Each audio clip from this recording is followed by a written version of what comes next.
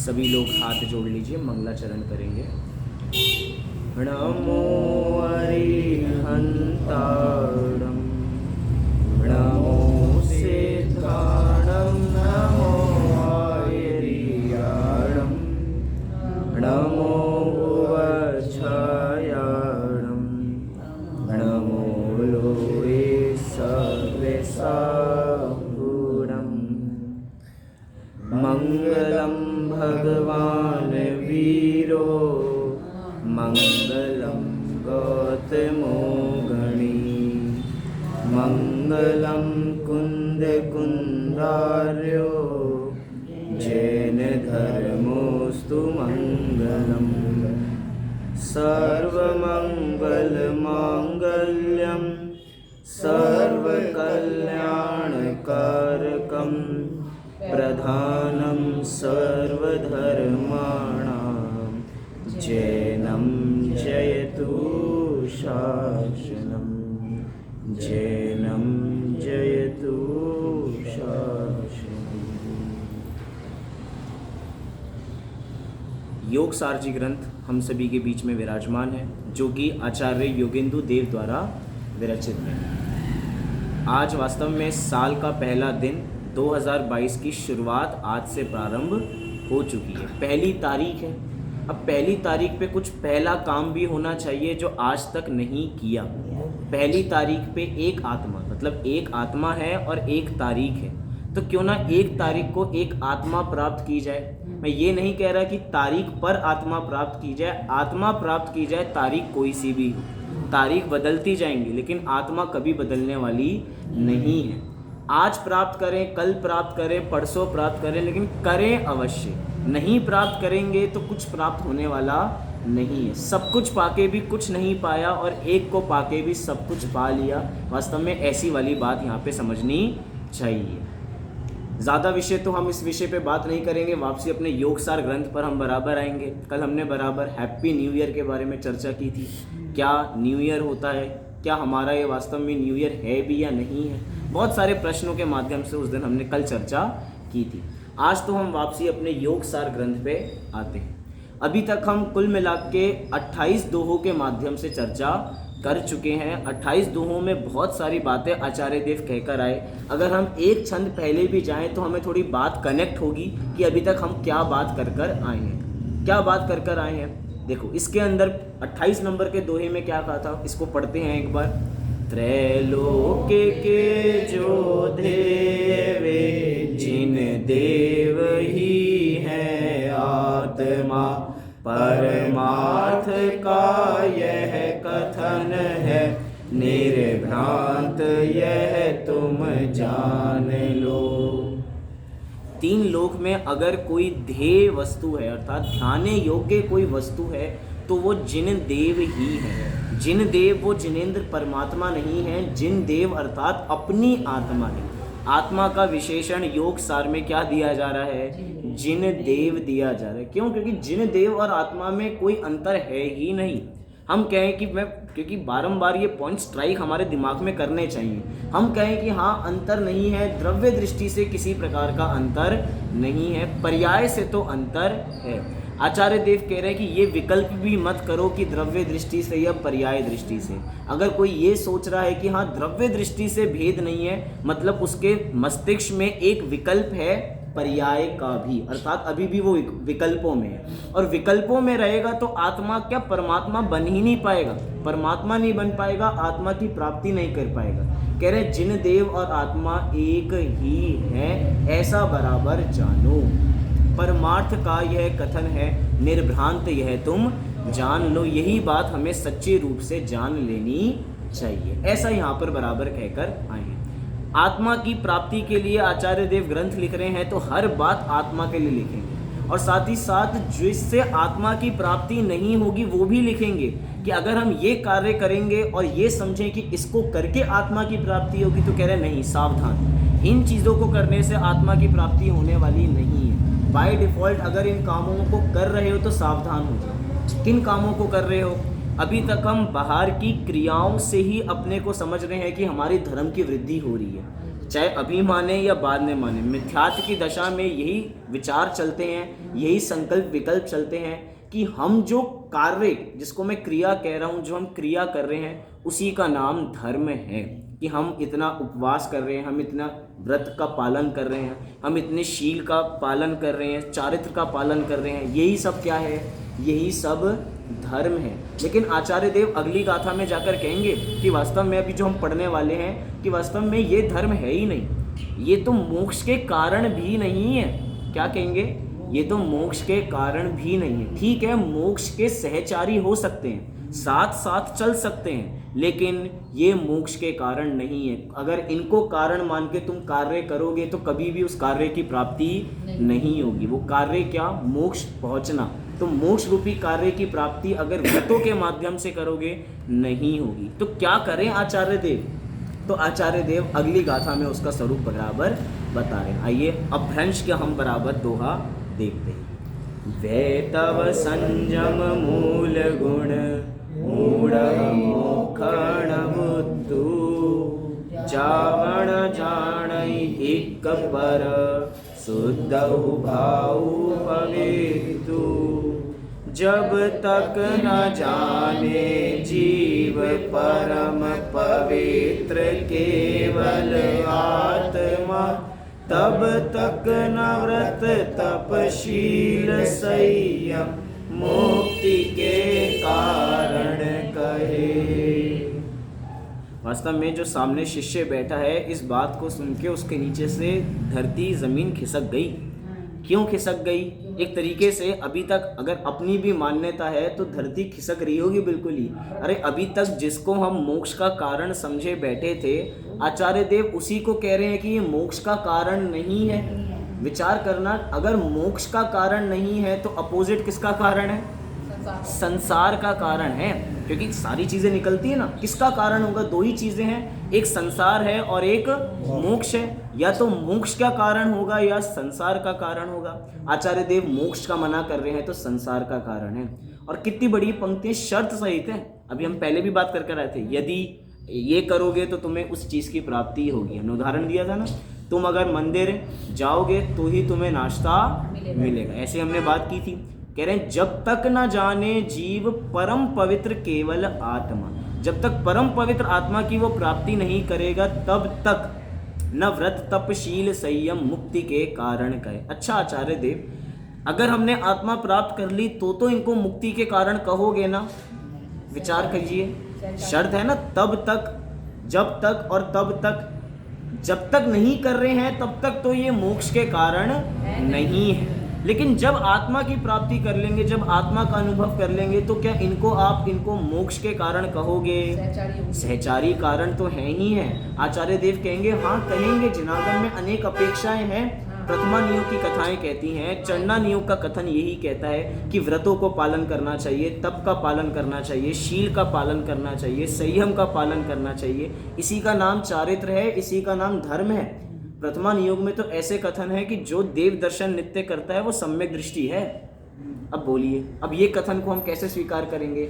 जो व्रतों का पालन करते हैं वे सम्यक दृष्टि हैं, ऐसा चरना नियोग में कथन मिलते हैं। अब बोलो, इन बातों को हम सत्यार्थ मानेंगे या नहीं मानेंगे?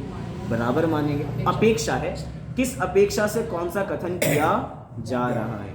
अब ये जो ग्रंथ पढ़ रहे हैं वो किस अनियोग का है? वो है द्रव्यानियोग का। तो द्रव्यानियोग का कथन है, तो द्रव्यानियोग की अपेक्षा से इस बात को बराबर हमें समझना चाहिए। यहाँ पर कह रहे हैं कि आत्मा की प्राप्ति जब तक नहीं होगी तब तक इनको कोई भी मोक्ष का कारण हम नहीं कह सकते। हाँ, बाद में मोक्ष के कारण अवश्य कह सकते हैं। एक तरीके से कहना चाह रहे हैं जिसको आत्मा की प्राप्ति होगी बाहर में सब कुछ होगा ही होगा, उसकी बात नहीं है। अंतरंग से बहिरंग की व्याप्ति तो है, लेकिन बाहर से अंतरंग की व्याप्ति बिल्कुल भी नहीं है। हो भी सकता है और नहीं भी हो सकता है। जैसे भैया अभी हवाएं बहुत तेज तेज चल रही हैं, तो हम इससे अंदाज़ा लगा सकते हैं कि कहीं ना कहीं यहाँ पे बारिश हुई होगी या कहीं ना कहीं बारिश हुई होगी। ठंडी हवा तो तभी चलती है ना, हमारे यहाँ नहीं होगी लेकिन कहीं तो हुई होगी। और अगर ठंडी हवा का कारण हमने बिठाया ये है तो ये होगा ही होगा। हम कह रहे हैं आत्मा की प्राप्ति होगी तो ये तो होंगे ही होंगे, बाहर में ऑटोमेटिक है। लेकिन कोई इसको ही धर्म मानने लग जाए, कह रहे हैं ये बिल्कुल बात सत्यार्थ नहीं है। जैसे कि मैं आपको उदाहरण दूँ, उदाहरण तो बहुत सारे दे सकते हैं। वैल्यू किसकी है? कई बार हम, क्योंकि आजकल ज़माना तो नहीं है कि हम अपने ज़रूरी सामान घर में रखें, ज्वेलरी हम घर में रखें, सोने का सामान हम बराबर घर में रखें, तो कहाँ रखते हैं हम बराबर? बैंक के लॉकर में रखते हैं। किसके अंदर रखते हैं? ऐसे ही रख देते हैं क्या? नहीं, बराबर एक डिब्बी होती है, डिब्बी में भी कोई रुमाल में बांध कर आता होगा, कोई कागज़ में बांध कर आता होगा, और कहाँ रख कर आता है? तिजोरी में बराबर, मतलब उसके बैंक के लॉकर में रख कर आता है। अब सोचो, मूल्य किसका है? मूल्य उस कागज का है, उस डिब्बी का है, या वास्तव में उसके अंदर जो वस्तु बांध रखी है उसका है? अभी कोई घर में शादी हो, हम बैंक के लॉकर से सामान निकाल कर लाए, तो अब क्या है, वो जैसे ही वो ज्वेलरी निकाल ली, वो आभूषण निकाल लिए, अब उसकी कोई वैल्यू है क्या? अब उसकी कोई वैल्यू नहीं है। लेकिन जब तक उसके अंदर वो माल रखा था तब तक वो उसी की वैल्यू के जैसा गिना जा रहा था। अब कोई पूछे कि भैया डिब्बी तुम हमने क्या रखा है? हमने डिब्बी रखी है, लॉकर में रखी है। तो डिब्बी कोई लॉकर में रखने की चीज़ है क्या? इतनी कीमती है क्या? हाँ भैया, कीमती है। किसके कारण से कीमती है? उसके अंदर की वस्तु के कारण से वो कीमती बन जाती है, अन्यथा उसका कोई मोल नहीं है। कभी किसी को देखा कि मात्र डिब्बी है वो रख कर आ रहा हो बैंक के लॉकर में, या कागज़ का या रुमाल रख कर आ रहा हो, भैया मेरा बड़ा कीमती रुमाल है, इसको मैं लॉकर में रख कर आ रहा हूँ। मतलब क्या? अंतरंग की वस्तु के बिना उसका कोई मूल्य नहीं है। कहा जाता है ना, उपचार की भाषा चलती है। उपचार माने व्यवहार। अब यहाँ पर कह रहे हैं कि जिसको आत्मा की प्राप्ति होगी उसके लिए तो हम व्रत, तप, संयम, शील को उपचार से कह भी सकते हैं कि ये मोक्ष के कारण है, लेकिन जिसको आत्मा की प्राप्ति ही नहीं है उसके लिए उपचार से भी कैसे कहें कि ये सारे धर्म के कारण है, ये सब मोक्ष के कारण है? मतलब क्या? ये मोक्ष के कारण तभी बनते हैं जब आत्मा की प्राप्ति होती है। बाहर में इनका सब पालन करेंगे तो मात्र क्या कहलाएंगे? बाल तप कहलाएंगे। क्या कहलाएंगे? बाल तप कहलाएंगे। वास्तव में मूल्य किसका है? मूल्य अंदर में बैठी वस्तु का है, मूल्य आत्मा का है। अब ये विचार कीजिए, आत्मा निकल जाए शरीर से तो शरीर का क्या मूल्य? कोई मूल्य नहीं है। मिट्टी है, और देखा जाए तो मिट्टी तो अभी भी है। जितना कुछ पहचाना जा रहा है मात्र वो आत्मा के कारण से पहचाना जा रहा है। अंदर से माल निकल जाए तो कोई इसका मूल्य ही नहीं, और देखा जाए तो अभी भी मूल्य नहीं है। जैसे विचार करना, मैं दोनों चीज़ें लेके बात कर रहा हूँ। जैसे बाद में तो इसका मूल्य है ही नहीं, अभी भी मूल्य नहीं है रहते हुए भी। जैसे वो कागज़ है, वो डिब्बी है, वो अंदर रखी है, अंदर रखी हुई है, लेकिन उसका मूल्य अभी भी कुछ नहीं है। उसके साथ है तो उपचार से उसको उसका मूल्य बता दिया जाता है कि हाँ भैया ये बड़ी कीमती चीज़ें सावधानी से रखकर आते हैं, लेकिन उसका कोई मूल्य बराबर नहीं रहता। अभी हम केला लेने जाएं, क्या लेने जाएं? केला बराबर लेने जाएं, तो उसको केले वाले को क्या कहते हैं? भैया केले के छिलके तो हमें नहीं चाहिए, हमें तो केले चाहिए, 1 किलो केला दे दो। तो छिलका निकाल के देता होगा कि भैया इनको केले चाहिए, इनको केले के छिलके थोड़ी चाहिए। या ऐसा बोलता होगा 1 किलो केले में आधा किलो छिलका है और आधा किलो केला है। या हम उसको ऐसा बोलते होंगे, आधा किलो छिलका दे दो, आधा किलो केला दे दो। ऐसा कोई बोलता है क्या? नहीं बोलता है। क्यों? जब तक उसके अंदर का माल है तो उसके छिलके को भी उपचार से केला कह दिया जाता है। जैसे ही अंदर से उसका गूदा, उसका माल निकल जाएगा तो उसको कौन केला कहेगा? अब वो केले का छिलका है, अब उसका कोई मूल्य ही नहीं है। लेकिन जब तक वो चीज़ उसके अंदर विद्यमान है तब तक उसको उपचार से केले की संज्ञा बराबर मिली रहती है। ऐसे कह रहे हैं व्रत, तप, शील, संयम, चारित्र्य, जितनी चीज़ें इनको मुक्ति कहा जाएगा, लेकिन कब कहा जाएगा? उपचार से भी, जब ये जीव अपनी परम पवित्र आत्मा को प्राप्त करेगा। नहीं करेगा तो उपचार से भी कहने का मतलब नहीं। अभी अभी थोड़े दिन पहले मैं शादी में गया था, 5000 लोग बारात में थे। कितने लोग थे? 5000 लोग बारात में थे। हमने देखा कि भैया 5000 लोग बारात में हैं तो कोई वीआईपी की शादी होगी, चलो दूल्हा देखने जाते हैं। देखा कि दूल्हा ही नहीं है, तो बोलो उसको हम बारात कहेंगे या नहीं कहेंगे? 5000 लोग हैं बाराती, और 5000 लोग हैं सच्ची में, बहुत धूमधाम से नाच रहे हैं, खुशियाँ मना रहे हैं। किसके लिए मना रहे हैं? कि दूल्हा तो गायब है। मतलब अगर दूल्हा नहीं है तो उस भीड़ को बारात नहीं कहा जाता। और इसको वाइसा वर्सा भी लगाओ कि दूल्हा तो है, लाखों करोड़ों की शादी भी है, लेकिन बाराती नहीं है, तो क्या उसे हम कहेंगे कि ये बारात जा रही है? उसको भी नहीं कहा जाएगा। मतलब क्या? किसी भी चीज़ का एकांत बुरा है। जो लोग केवल ये मानते हैं कि मात्र आत्मा की प्राप्ति करनी है, व्रत तप शील संयम कोई जरूरी नहीं है, कह रहे नहीं भैया उनको भी आत्मा की प्राप्ति नहीं होगी। और जो केवल ये मान रहे हैं कि व्रत शील संयम ही रख लो, आत्मा की प्राप्ति नहीं करनी, उनको भी आत्मा की प्राप्ति नहीं होगी। ये वास्तव में व्यवहार, निश्चय और व्यवहार का सुमेल है। ये बिना इसका सुमेल के कोई चीज़ हो नहीं सकती है। आज तक कोई भी जीव बिना व्रतों को पालन किए, बिना मुनि बने मोक्ष गए हैं क्या? आज तक कि कभी सुना हो कि ये गृहस्थ हैं, आत्मा का ध्यान बहुत करते हैं और इन्हें मुक्ति की प्राप्ति हो गई? सुना क्या कभी? नहीं सुना। क्यों नहीं सुना? क्योंकि ऐसा होता ही नहीं। बाहर में सुमेल होता ही है, भूमि का अनुसार सारे कार्य होंगे ही होंगे। कई बारी सारी चीज़ें अटपटी सी लगती हैं। भरत जी का देख लो ना, कितने घर में वैरागी थे, घर में वैरागी हैं और बाहर में दीक्षा लेने के बाद ही केवल ज्ञान हुआ। मुनि दीक्षा लेने के बाद बराबर केवल ज्ञान हुआ। मतलब उदाहरण कितने अटपटी सी चीजें लगती हैं कि आत्मा की प्राप्ति के बिना ये बाहर में सब दिखावा है।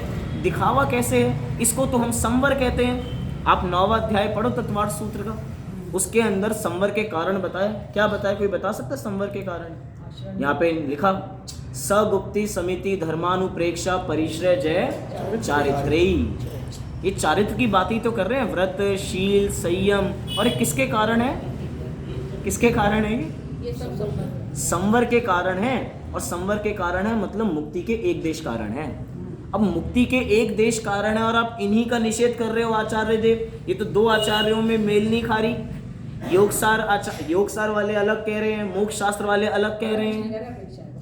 अरे हाँ, वो तो हमें बात करनी है, निचोड़ तो बाद में यही निकालना है, लेकिन अभी भूमिका तो जमे। कह रहे सगुप्ति समिति धर्म अनुप्रेक्षा ये सब चारित्र है, ये सब संवर है।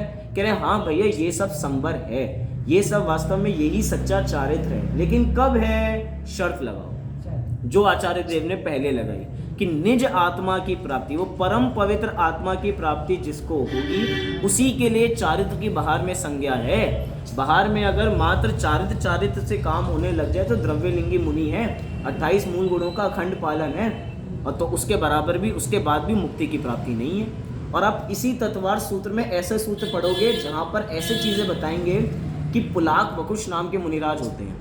क्या कैटेगरी है ये मुनिराजों की? पुलाक वकुश होते ये भावलिंगी हैं, लेकिन बाहर में विचार करना, एक तरफ तो वो द्रव्यलिंगी मुनिराज जो बराबर 28 मूल गुणों का पालन कर रहे हैं, बाहर में कुछ भी वो नहीं है, दोष नहीं है, और एक तरफ वो भावलिंगी संत, वो पुलाक वकुश मुनिराज जिनके उत्तर गुणों में तो दोष लग ही रहे हैं। क्या कहा? जिनके उत्तर गुणों में तो दोष लग ही रहे हैं, कदाचित किंचित रूप से मूल गुणों में भी दोष लग सकते हैं। मूल गुणों में भी बाहर में दोष लग रहे हैं, उसके बावजूद भी अंतरंग में आत्मा की अनुभूति है, तो सारा काम हो रहा है। मतलब हम ये कहना चाहते हैं कि बाहर की चीज़ों से किसी को कभी भी जज नहीं किया जा सकता। बाहर में कभी कभार होता है, जैसे कि किसी जीव ने रात्रि भोजन त्याग कर दिया, हम लोगों ने रात्रि भोजन त्याग कर दिया, तो कोई रात्रि भोजन करता हुआ दिख जाता है ना, अरे कैसे से हैं रात्रि भोजन करते हैं, कोई इतनी शर्म नहीं है। और सोचो जैनी हूँ, अरे ये तो रात्रि भोजन है। मैं विचार कीजिए, मैं आप लोगों को कह रहा हूँ कि रात्रि भोजन नहीं करना चाहिए, और कदाचित मैं आपको रात्रि भोजन करता हुआ मिल जाऊँ, बड़ा अच्छा कहते हैं रात्रि भोजन नहीं करना चाहिए, और देखो इससे अच्छे तो हम हैं। अब इससे अच्छे तो हम हैं, ये बाहर में चारित्र अपने को थोड़ा डेवलप हुआ, बाहर में वो चारित्र डेवलप नहीं हुआ, वो घमंड डेवलप हुआ है। घमंड, हमें क्या लग रहा है कि अरे कैसे हैं, जैन है, बोलते रहते हैं, उसके बावजूद भी रात्रि भोजन करते हैं और अपने को इतना बड़ा बता रहे हैं। लेकिन अपने में अपने एक घमंड चढ़ जाता है कि हम ये हैं, हम ये हैं, हम ये हैं। कह रहे हैं भैया ये बाहर के चारित्र में किसी प्रकार का दम नहीं है। फिर ये क्यों कहते हो कि रात्रि भोजन छोड़ दो, रात्रि भोजन छोड़ दो? अरे वो भी चीज़ कही जाएगी, वो भी चीज़ सहचारी है, वो अपनी जगह सत्य है। कहते हैं ना, हर चीज़ अपनी जगह अपनी अपेक्षा से सत्य है, परमार्थ है। अपेक्षा समझने की आवश्यकता है। अपेक्षा नहीं समझेंगे तो सारी जिनवाणी को एक करके रह जाएंगे, चार अनियोग ही नहीं बन पाएंगे। प्रथमा नियोग किसे कहेंगे, चंडा नियोग किसे कहेंगे, कर्णा नियोग किसे कहेंगे, द्रव्य नियोग किसे कहेंगे? पंडित जी 8 प्रकार के नए बता रहे थे उस दिन। 8 नयों को कैसे हम 8 नए कैसे कह पाएंगे? अपेक्षा नहीं होगी तो। जितनी वस्तु है और वस्तु के जितने गुण हैं उतने देखने के एंगल हैं उसके अंदर, और एक गुण को देखने भी तो अनेक एंगल हैं। हम इस एंगल से देख रहे हैं, हम उस एंगल से देख रहे हैं। इसलिए वास्तव में अपेक्षा समझने वाली बराबर बात है। यहाँ पे कह रहे हैं जब तक न जाने जीव परम पवित्र केवल आत्मा। दो आत्माएं आपको मैं देता हूं, एक होती है परम पवित्र आत्मा और एक होती है पूर्ण आत्मा। दोनों में अंतर क्या है? पूर्ण आत्मा और परम पवित्र आत्मा। परम पवित्र को त्रिकाल आत्मा कह लीजिए, थोड़ा हिंट मिलेगा आपको। एक तो पूर्ण आत्मा और एक त्रिकाल आत्मा, परम पवित्र आत्मा। दोनों में अंतर क्या है वास्तव में, कोई बता सकता है मुझे? पूर्ण आत्मा, अगर इधर आचार्य देव लिखते थे जब तक न जाने जीव परम पूर्ण केवल आत्मा, यहाँ पे परम पवित्र केवल आत्मा लिखा, तो इसमें दोनों में फर्क क्या है, भेद क्या है? कुछ आत्मा तो समय दृष्टि की जिसमें ले, परम पवित्र आत्मा सबकी है जी, पूर्ण आत्मा उसे कहेंगे जो परमात्मा बन गए हैं। वास्तव में उत्तर आप लोगों का बिल्कुल ठीक है। जो पूर्ण आत्मा है वास्तव में वो सिद्ध भगवान की आत्मा है। वो एक दशा की बात कर रहे हैं कि इनकी आत्मा अब पूर्ण हो गई है, कर्म कालिमा से रहित हो चुके। मतलब पहले कर्म कालिमा थी, अब कर्म कालिमा हट चुकी है, अब ये शुद्ध हो चुके हैं। और यहाँ पे बात कर रहे हैं परम पवित्र केवल आत्मा, जो त्रिकाल आत्मा है। त्रिकाल आत्मा माने जो भूत में भी थी, अभी भी है और आगे भी रहेगी। जो आत्मा बहिरात्मा में भी थी, अंतरात्मा में भी थी और परमात्मा में भी थी, वो आत्मा जो कॉमन है यहाँ पर, उस परम पवित्र केवल आत्मा की बात चल रही है। क्योंकि सिद्ध भगवान की आत्मा का ध्यान करके कोई सिद्ध नहीं बन सकता, क्योंकि सिद्ध भगवान की आत्मा का ध्यान करने का मतलब सिद्ध भगवान का ध्यान करना। हम कब तक यहाँ पे तो उन सिद्ध भगवान को भी पर की संज्ञा दे दी जाती है। वो पांचों परमेष्टि पर ही तो हैं। अपनी आत्मा का चिंतन हम करेंगे तो हमें अपनी आत्मा की प्राप्ति होगी। कैसे पता लगा? अरे उन्होंने अपनी आत्मा की प्राप्ति की तो उनको उनका पद मिला, हम अपनी आत्मा की करेंगे तो हमें अपना पद मिलेगा। हम दूसरे की थाली को देखते रहे तो हमारा पेट नहीं भरेगा, हमें अपने थाली को देखना पड़ेगा और देखना नहीं, उसका भोग करना पड़ेगा।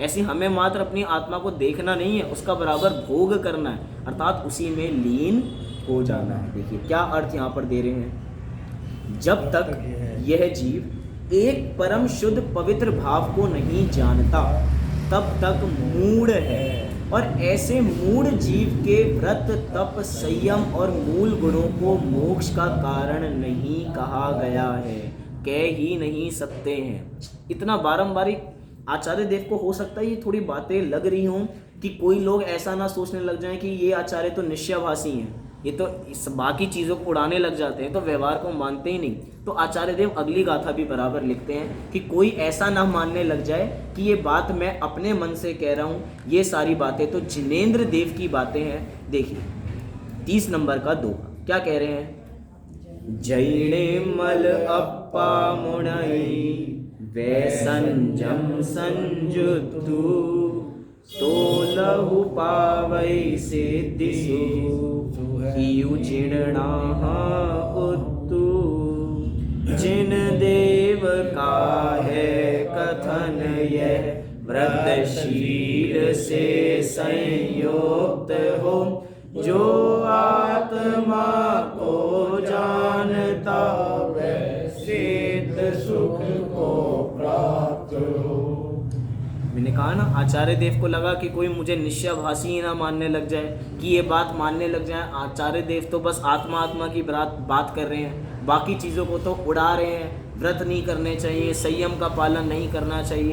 कह रहे नहीं भैया ऐसा नहीं है। क्या कह रहे हैं जिन देव का आधार लेके ये बात कह रहे हैं। हो सकता है आप लोग मेरी बात को प्रमाणित ना माने, मेरी मतलब योगेंदु आचार्य की बात को प्रमाणित ना माने, लेकिन आप जिन देव को तो नकार नहीं सकते, क्योंकि उनके ज्ञान तो सर्वज्ञ का ज्ञान है ना। तो क्या कह रहे हैं वो, जिन देव का है कथन यह व्रतशील से संयुक्त हो, जो आत्मा को जानता वह सिद्ध सुख को प्राप्त हो। एक तरीके से वही बात को अभी एक और गाथा सेम टू सेम आएगी, उसी में भी यही सेम टू सेम बात कहेंगे। ये 3 गाथा का बराबर जोड़ा है। क्या कह रहे हैं, जो आत्मा को जानता वह सिद्ध सुख को प्राप्त हो। सिद्ध सुख उसी को मिलेगा जो आत्मा को जानेगा, और साथ में व्रतशील भी उसी के होंगे जो आत्मा को जानेगा। जो आत्मा को जानेगा वही सिद्ध सुख को प्राप्त करेगा। तीनों बातें आचार्य देव ने एक में ला दी। अभी तक ये कह रहे थे जो आत्मा को नहीं जानता उसके व्रत, शील, संयम, उपवास सब कुछ क्या है, मोक्ष के कारण भी नहीं है, क्योंकि वो तो मूढ़ है, मिथ्या दृष्टि है, अज्ञानी है। और अब क्या कह रहे हैं, जो व्रत, शील, संयम से संयुक्त तो हैं, लेकिन और साथ में क्या, जो आत्मा को जानता। एक तरीके से शर्त है ये। आचार्य देव कह रहे हैं भैया हम वैसी बात नहीं कह रहे कि व्रत शील का पालन कर लीजिए, अगर कर भी लेंगे तो आत्मा की प्राप्ति कैसे होगी। एक समय के लिए मान लीजिए कि आचार्य देव ये कहें कि व्रतशील से ही मुक्ति की प्राप्ति हो जाएगा, तो विचार कीजिए कि वो व्रतशील का पालन करके करेंगे क्या व्रतशील का पालन करके। बाहर में अभी तक जो काम करते थे वही बाहर में ढूंढेंगे। अभी तक विषय कषाय का पोषण करते थे तो वहाँ पर भी 28 मूल गुणों का पालन करके, ये व्रतशील संयम का पालन करके भी वो विषयों का पोषण ही करेंगे उनके माध्यम से। अभी विचार कीजिए, हमें आत्मा की प्राप्ति नहीं हुई, हम स्वाध्याय कर रहे हैं, और अगर उसके बाद भी आत्मा की प्राप्ति नहीं हुई तो हमने स्वाध्याय करके क्या किया? क्या कर्ण इंद्रिय का पोषण नहीं किया, विषय कषाय का पोषण नहीं किया? जैसे बाहर की चीज़ें सुनते हैं ऐसे इसको सुन के आनंद कर लिया, बस खत्म खेल। अब बात कुछ नहीं है। अब वो भी 28 मूल गुणों का पालन कर रहे हैं, आत्मा को नहीं जान रहे, और क्या चल रहा है, उस 28 मूल गुणों के कारण से ही विषयों का पोषण चल रहा है। अंतरंग में घमंड होती है, घमंड आ जाता है, मान आ जाता है। हमने कहा ना, कोई जीव ने रात्रि पानी छोड़ दिया, अब कोई रात्रि मतलब पानी पीता हुआ दिख जाए, कैसे से जीव है निर्लज, इनको ये नहीं पता रात्रि में पानी नहीं पीना चाहिए। अब अंतरंग में थोड़ा क्या आ जाता है, हमने पानी भी छोड़ रखा है, हमने तो रात्रि भोजन भी छोड़ रखा है। कई लोग तो ऐसे हैं, मैं जैनियों की बात कर रहा हूँ, छोड़ने का मान आ जाता है। छोड़ने का मान है कि हमने क्या छोड़ रखा है, हमने भैया जमीकंद का त्याग कर रखा है। कब से त्याग कर रखा भैया, साल हो गए, आज तक नहीं खाए। कभी शादियों में भी जाते हैं लोग तो आश्चर्य करते हैं, उनके आश्चर्य पे ये जीव बारंबार घमंड करता है। लोग सोचते हैं अरे कैसे कर सकते हो आप, हम तो आलू के बिना सोच भी नहीं सकते, आपने जमीकंद का त्याग कर दिया, ये तो बड़ी मेहनत का काम है। और वो अंदर अंदर फूलता जाता है, अब त्याग के माध्यम से तो अंतरंग आत्मा में जाना था, और ये त्याग के माध्यम से फिर बाहर संसार में आके मान लेना चाहता है। तो विचार करना, वो ये काम करके भी कहाँ गया। अर्थात हमारी मान्यता में ही बराबर खोट रह जाता है। कह रहे कि भैया ये शील, व्रत, संयम तभी सार्थक है जब आत्मा की प्राप्ति होगी। ये नहीं कह रहे, अच्छा साथ में ये भी बात समझना, ये भी नहीं कह रहे कि अगर आत्मा की प्राप्ति नहीं हो रही तो इनका पालन मत करो।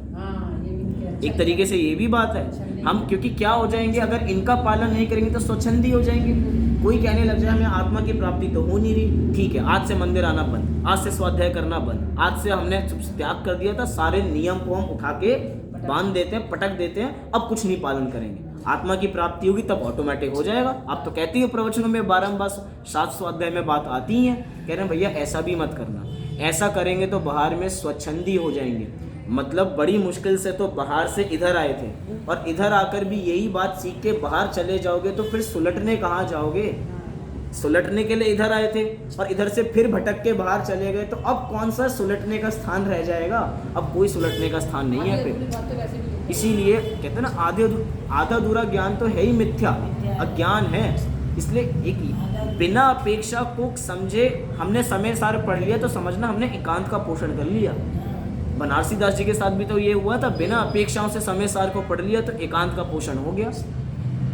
और बाद में जब गोमट सार आदि का अध्ययन किया तो उसके बाद वापसी मार्ग पर वापसी लौटे। मतलब बिना अपेक्षा को समझे हम कोई कार्य कर ही नहीं सकते।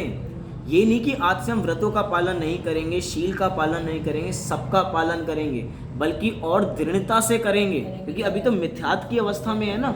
मिथ्यात्व की अवस्था में तो भटकने के और चांसेस हैं। कम से कम इतना पालन कर रहे हैं तो इनकी रक्षा करने के लिए और उपाय करने की आवश्यकता है अभी तो।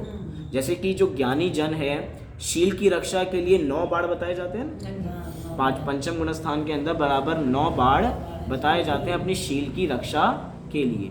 तो पंचम गुण स्थान वर्ती हैं, 2 कषाय चौकड़ी के अभाव पूर्वक आत्मा का ध्यान करते हैं, तो उनके लिए भी शील की रक्षा के लिए 9 बाड़ बताए गए हैं। भैया तुम्हारे भी हो सकता है चारित्र में गिरने के चांस हो सकते हैं। तो सोचिए, अभी तो हम चारित्र के पैड़ी पर आए ही नहीं है, अभी तो हमारा संयम का चांस आया ही नहीं है, हम तो बिल्कुल ही असंयमी हैं। तो इसके अंदर जितना भी पालन कर रहे हैं तो उसकी सुरक्षा करने का उपाय भी कितना बड़ा है। कभी मार्ग से भटक ना जाएं। कई बार हम देखते हैं ना, किसी का हमने पढ़ा, परिचय पढ़ा कि भैया ये कैसे कैसा परिचय, किसी का हमने बायोडेटा पढ़ा, तो बायोडेटा के अंदर बहुत सारी बढ़िया बढ़िया बातें लिख रखे, हम जैन हैं, ये हैं, वो हैं, धार्मिक रूल्स को मानते हैं, और लिखा कि हम क्या खाते हैं, तो लिखा कि हम एगिटेरियन हैं, हम वेजिटेरियन है और एगिटेरियन है, हम दोनों चीज़ें लेते हैं। अब बताओ कैसे जैनी? किसी प्रकार के जैनी नहीं। मतलब मैं ये कहना चाहता हूँ कि व्रतशील को उड़ाना नहीं चाहते आचार्य जी। व्रतशील भी बराबर होने चाहिए, संयम भी बराबर होना चाहिए, भक्ष अभक्ष का भी पूरा ख्याल होना चाहिए, क्योंकि जब तक इनका ख्याल नहीं होगा तब तक आगे कैसे बढ़ेंगे।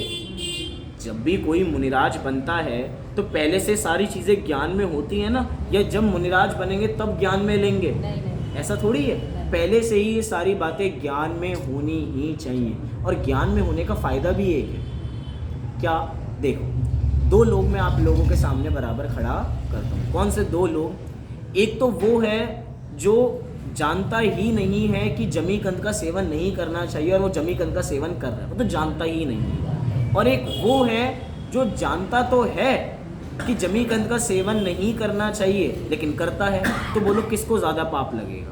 जो जानता है, जो जानता है और उसके बावजूद भी सेवन कर रहा है। उसका सेवन कर रहा है। मुझे यही लगा था कि आप सभी का ये उत्तर आएगा, लेकिन वास्तव में ये उत्तर एक अपेक्षा से ठीक हो सकता जो नहीं जानता उसका है, ज्यादा लेकिन ये एक अपेक्षा से सोचा जाए, एक तो एक वो व्यक्तित्व है जो मात्र चारित्र का दोष कर रहा है, उसको तो पता नहीं है और उसको ज्ञान भी नहीं है, और एक वो जिसको ज्ञान तो है, कम से कम उसके ज्ञान में आवरण नहीं है, उसको ये तो पता है कि मैं गलत कर रहा हूँ, उसको ज्ञान संबंधी दोष नहीं लग रहा, उसको मात्र चारित्र संबंधी दोष लग रहा है। विचार करना, तो समझने की बात क्या कह रहे हैं। एक व्यक्ति जिसको पता भी नहीं है और बराबर सेवन भी कर रहा है, उसको ज्ञान का भी दोष लग रहा है और उसको बराबर चारित्र का भी दोष लग रहा है, और एक वो जिसको ज्ञान का तो नहीं लग रहा लेकिन चारित्र का लग रहा है। मैं ऐसा ये नहीं कह रहा कि पता होके काम करना चाहिए, लेकिन दोनों में कंपैरिजन करने की बात है कि कैसे कैसे जीव हैं। उसको अज्ञान का क्या है? उसको अज्ञान का फल भी बराबर लग रहा है कि उसको अज्ञान क्यों था। भैया तुम्हारी गलती है, तुम्हें नहीं पता था, तुम्हें पता होना चाहिए था। हम नहीं जानते हैं, तुम जैन हो ना, तुम्हें पता होना चाहिए था। हम ये कहने कि तुम हो अब हम तो कभी पाठशाला ही नहीं गए, तो जाना चाहिए था, क्यों नहीं गए, तुम्हारी गलती। अब ज्ञान में भी गलती होगी, चारित्र में भी गलती होगी, और सोचो जिसके ज्ञान और चारित्र में गलती है तो क्या उसका श्रद्धान ठीक होगा? क्या उसका श्रद्धान भी उल्टा ही पाएगा, क्योंकि बाहर में चारित्र उल्टा चल रहा है और ज्ञान उल्टा है, सबसे बड़ी बात तो। और ज्ञान सम्यक ज्ञान ही नहीं है, सम्यक ज्ञान नहीं है तो सम्यक ज्ञानम प्रमाणम, वो प्रमाण ज्ञान को कैसे प्राप्त होगा जिसका ज्ञान सम्यक नहीं है। वो एक ज्ञान ही तो होता है जो देखो, दर्शन, ज्ञान और चारित्र जी। एक ज्ञान बीच में बैठा हुआ है। जी। ज्ञान श्रद्धा को भी संभाले रखता है और चारित्र को भी संभाले। चारित्र को भी बराबर संभाले, एक तरीके से मध्यम दीपक का काम बराबर करता है, इधर भी प्रकाश देता है और इस तरफ भी प्रकाश देता है। देखिए इसका अर्थ देखते हैं क्या कह रहे हैं। जिनेंद्र देव ने कहा है कि यदि कोई जीव निर्मल आत्मा को पहचानता है और व्रत संयम से युक्त होता है तो वह शीघ्र ही सिद्धि सुख को प्राप्त होता है। अब देखो अर्थ लिखा ना, तो दोनों बातों को एक साथ लिखा। निर्मल आत्मा को पहचानता है और व्रत संयम से संयुक्त होता है, दोनों बातें जरूरी हैं, दोनों का सुमेल जरूरी है। ये नहीं एक एक चीज कर लें तो आत्मा की प्राप्ति हो। तभी तो हम कह रहे हैं ना कि हम अपनी अपनी बात कर रहे हैं कि बाहर वाले गलत हैं, बाहर वाले गलत हैं, तो विचार कीजिए हम कहाँ सही हैं। अगर किसी को हम में से मुक्ति की प्राप्ति, किसी को सम्यक दर्शन हुआ तो बताओ। हम इस बात को कह रहे हैं कि आत्मा की प्राप्ति, आत्मा की प्राप्ति, हम कहीं इन बातों में चूक सकते हैं, व्रतशील में हम चूक जाते हैं। बाहर वाले व्रतशील को ज़्यादा चिल्लाते रहते हैं, आत्मा को भूल जाते हैं, ना उनको हो रही और ना उनके विरोध में अगर हम बोलें तो ना हमें हो रही। तो दोनों खड़े तो एक ही जगह पर हैं, बस एक पक्ष को लेकर खड़े हैं, कह रहे हैं भैया दोनों की ज़रूरत है। इसलिए इस बात पे हमें बराबर विचार करना चाहिए। आइए 31 दोहा भी देखते हैं, क्योंकि इसके समान ही है, कोई ज़्यादा अंतर इसमें नहीं। बहुतौ संयमशीलु जिया ऐसा वै अकयथु जावण जानै एक परु शुद्धौ भाव पवेतु। जब तक न जाने जीव परम पवित्र केवल आत्मा तब तक सभी व्रतशील संयम कार्यकारी हो नहीं। बात तो वही है हूबहू। अब शब्द बदले, क्या बदला? तब तक सभी व्रतशील संयम कार्यकारी हो नहीं। पता लगा तब तक कार्यकारी नहीं है, लेकिन जब आत्मा की प्राप्ति होगी तो उपचार से उनको भी कार्यकारी कहा ही जाएगा। एक तरीके से जो अभी हमने चारित्र देखा ना, ये बाहर कि तत्वार्थ सूत्र के माध्यम से हमने देखा गुप्ति, समिति, धर्म, अनुप्रेक्षा, परिश्रय, जय, वास्तव में ये चारित्र नहीं है। क्या कहा? ये चारित्र नहीं है, ये चारित्र का प्रदर्शन है। क्या है ये चारित्र का प्रदर्शन है। प्रदर्शन कैसा है? ये चीज़ें बाहर से दिखाई देती हैं। आपको बाहर से गुप्ति दिखाई देगी, आपको बाहर से समिति दिखाई देगी, आपको बाहर से धर्म दिखाई देगा, अनुप्रेक्षा उसका बराबर चिंतन करते हैं ये दिखाई देगा, वो परिश्रमों को सहन करते हैं, ये सारा बाहर का जो चारित्र है ये इसका प्रदर्शन है। चारित्र ये नहीं है। चारित्र क्या है? चारित्र तो आत्मा की लीनता है। जिसको आत्मा की लीनता है उसको बाहर में चारित्र का प्रदर्शन होगा ही होगा, उसका गारंटीड है ही है। लेकिन जो बस यही ये करे उसका अंदर का प्रदर्शन कुछ नहीं है, वो अंतरंग में खोखला है। हम कहते हैं ना, पंडित टोडरमल जी की पंक्तियां हैं कि एक के आगे 0 0 0 0 0 लगाते जाओ तो उसकी वैल्यू है, और एक हटा दो तो उस वो बिंदी का कोई मूल्य नहीं है। गलती हो जाती है, बहुत बड़े बड़े लोगों से गलती होती है। चेक पे करते करते एक ज़्यादा जीरो लग गया तो दिक्कत हो जाती है, क्योंकि उसके एक के बाद लगे तो समझ में आए, और एक है ही नहीं, बस 0 0 0 है तो उसका कोई वैल्यू नहीं है। इसलिए बहुत सारी बातें हमें बराबर समझनी चाहिए कि किसका किस समय पे बराबर उपयोग है। यहाँ पे कह रहे हैं तब तक अकार्यकारी है, कार्यकारी है ही नहीं। क्या लिखा? जब तक यह जीव एक परम शुद्ध पवित्र भाव को नहीं जानता। एक कह रहे हैं आज 1 तारीख है और इस एक आत्मा की प्राप्ति करनी है, तो 1 तारीख को एक परम शुद्ध पवित्र भाव को नहीं जानता, तब तक व्रत तप संयमशील ये कुछ भी कार्यकारी नहीं होते। अब आचार्य देव बार बार एक पॉइंट को क्यों बता रहे हैं? तो कह रहे हैं एक पॉइंट को नहीं बता रहे, एक पॉइंट को अलग अलग एंगल से बता रहे हैं।